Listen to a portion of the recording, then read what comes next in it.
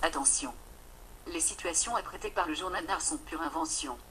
Toute ressemblance avec la réalité serait très préoccupante pour les people. Bonne émission mes chatons.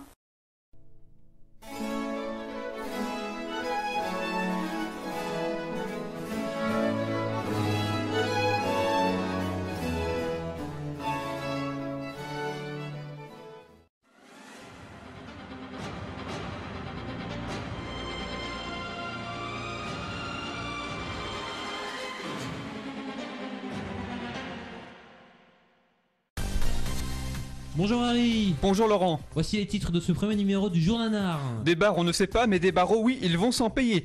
DSK et Dodo la Saumure vont emménager dans la même cellule. L'affaire du Carlton est la cause de leur rapprochement. Reportage auprès de la population. Ça décape et ça canaille. Kelby Chirac à l'affiche de notre mag Q-Culture. Vous entendrez son tube qui colle déjà au tympan Tarlouse. Ah tiens, ça me rappelle un collègue. Nous finirons ce jour nanar avec l'histoire du jour et le script du prochain bond dévoilé. Le jour nanar a sélectionné la scène finale qui verra s'opposer Requin à Joséphine Ange Gardien. Cette séquence, on vous la narrera. Et j'espère qu'on se marrera. Nous sommes partis à la rencontre des Français, et pas que vous l'entendrez, sur l'affaire DSK. Justice juste ou punitive, acharnement ou discernement, voici le reportage du jour nanar. Après le Sofitel, le Carlton, donc on peut dire que les affaires judiciaires s'enchaînent pour Dominique Strauss-Kahn. Alors est-ce que selon vous c'est réellement un individu hors la loi ou alors est-ce que la justice s'acharne sur cet homme à des fins politiques? Je répondrais plutôt à la première solution, moi. Donc il a des choses à se reprocher selon vous. Est-ce que selon vous il savait qu'il couchait avec des prostituées et que ces dernières pleuraient pendant l'acte? Je pense, oui. Oui, Je pense, ouais. parce que lui, Oui, il dit que non, bien sûr. mais donc il a donné selon vous le bâton pour se faire battre. Oui, tout à fait. Et quel bâton? Moi, je pense que la justice s'acharne sur lui. Donc alors vous seriez plutôt de son côté à le défendre? Oui, moi, je suis plutôt pour lui. Déjà aux États-Unis, je pensais que c'était un coup monté pour pas qu'il soit président.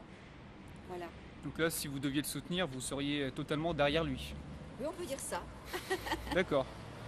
Alors Dominique Strauss-Kahn s'est toujours bien défendu durant ses procès. Oui, Donc, effectivement. entouré des meilleurs avocats avec des beaux discours et de pertinents arguments. S'en est-il mieux sorti que prévu du fait qu'il maîtrise d'une main de maître l'oral? Oui, il est quand même assez doué, quoi, je veux dire, comme homme. Lui, il profite de sa situation, qu'il était président du Fonds monétaire international. Et les journaux, ils essayent de faire le buzz, ils profitent au maximum. Et à la fin, on pense que c'est pas un complot. Donc il y a des torts des deux côtés alors? Non, il est libre tout de même. Qu'est-ce qu'il a fait? L'affaire de Carlton, il est libre, n'importe qui peut voir une prostituée, tout de même. D'accord. Organiser une soirée, ça existe. Alors Dominique Strauss-Kahn a supposé, toujours concernant cette affaire, qu'il ne pouvait pas savoir qu'il couchait avec des prostituées et qu'elles pleuraient parce qu'il était derrière. Qu'en pensez-vous? Non, c'est pas vrai ce qu'il dit. Non, il est au courant. Donc, Je dis, je répète toujours que si c'est une affaire privée, ça n'a rien à voir avec la justice. Mais il est au courant de ça. Un acharnement médiatique, ouais, ça, c'est certain. Mais après. Donc pour cette affaire, vous le soutenez, vous êtes derrière lui. Dire que leur addiction au sexe à Dominique Strauss-Kahn et Dodo la Saumure a fait capoter leur carrière. Oui, mais bon, il y en a d'autres qui sont revenus. Hein. On prend l'exemple des Américains, ils ont toujours des scandales de sexe et ça les empêche pas d'être au gouvernement. Hein. Donc il n'y a pas de... Moi, c'est pas un problème, c'est vraiment pas un souci pour moi. Hein. Donc du coup, si la carrière de DSK est au repos, elle pourrait redécoller. Bah oui, pourquoi pas. Hein. Pourquoi pas, il y en a qui ont fait pire que ça hein, et qui sont toujours au gouvernement. Hein. Le complot, ça dépend ce qu'on appelle complot. Après, le fait que ça intervienne à un moment précis, oui. Je pense qu'il y a c'est pas impossible que voilà, ça arrive à un moment qui est opportun pour pas mal d'autres candidats. Mais c'est pas pour autant qu'il faut tout de suite conclure la théorie du complot. Ça peut être aussi une coïncidence. Il s'est mis, selon vous, tout seul dans de beaux draps, on peut dire. Ouais, on peut voir les choses comme ça. En parlant de draps, pensez-vous que Dominique Strauss-Kahn, déjà souillé, soit mouillé dans d'autres affaires? Beaucoup de jeux de mots dans ces interviews. Bravo. Je salue le journaliste. Je tiens à saluer ce compatriote qui reconnaît à sa juste valeur notre travail d'investigation et de fouille, et Dieu sait quand on traite de DSK que les fouilles doivent être profondes. Tout à fait, Harry. Resto du cœur, le célèbre tueur en série Hannibal a eu écho du mouvement lancé par Coluche en 1985. Il a décidé de lancer sa propre campagne contre la faim, mais sur une seule année. Désireux de montrer une nouvelle fois ses grands talents de cuisinier, Hannibal a réalisé cette campagne à sa sauce et il l'a intitulée « Les restes de ma sœur ». Les échecs s'accumulent pour Gérard Jugnot, l'acteur des choristes déchante. Après s'être fait insulter de has-been, de talent dépassé, Jugnot voit ses projets s'arrêter et ses remakes s'annuler. Plus personne ne veut de lui. Une retraite anticipée est à prévoir pour Monsieur Jugnot. Non, cette fois-ci, on peut le dire, le Père Noël est aux ordures. Boire pour oublier. Les déboires font boire. Le film Les Bronzés 4 ne verra pas le jour, non pas à cause d'une éclipse rendant impossible le tournage, mais faute d'acteurs. Les échecs de Gérard Jugnot ont atteint toute la troupe du Splendide et tel un troupeau, tous sont tombés dans la dépression.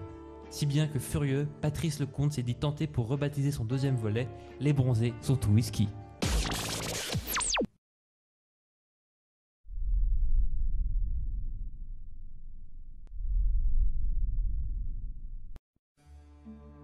Qu'est-ce qui rend Chazal si claire, si pure, si tendre et si joviale? C'est sûrement qu'elle a réinventé la diction purement hachée. On signale la sortie mercredi prochain d'un film très touchant. Il est intitulé « Je voyage seule ». C'est l'histoire d'une femme de 40 ans qui voyage toute seule. Elle est si précieuse qu'elle nous emballe dans une étreinte qui n'est pas prête de s'éteindre. Et le huitième de finale du mondial, Pays-Bas. La suivre, c'est pour votre survie, votre bonheur et votre bonne humeur. Aux 20h, c'est Chazal qui régale. Chazal! Elle n'a pas fini de nous faire aimer le journal.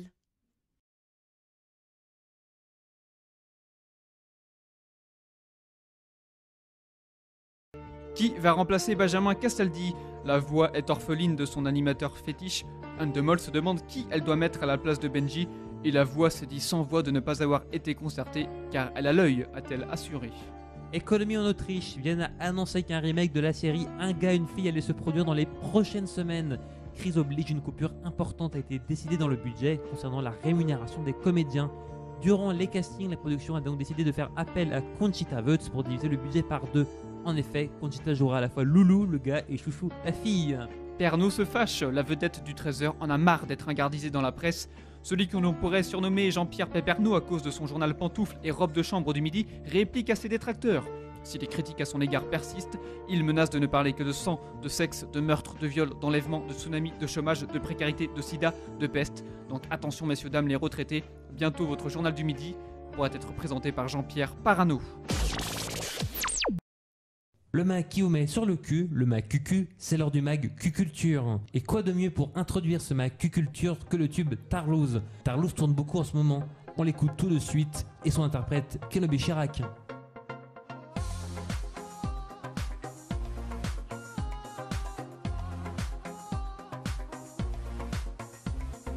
Oh toi ma belle Tarlouse qui aime brouter la pelouse, quand tu me prends de haut en bas on peut dire que j'aime ça. Toi ma grande et belle folle, de tes charmes j'en raffole, quand tu secoues ton gros boule on peut dire que je deviens ma boule.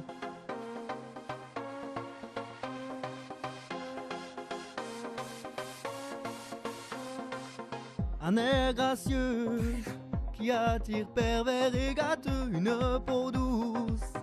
J'aime te voir bouger comme une tarlouse, ton corps m'emporte et se colle à moi comme une capote, comme un lampadaire.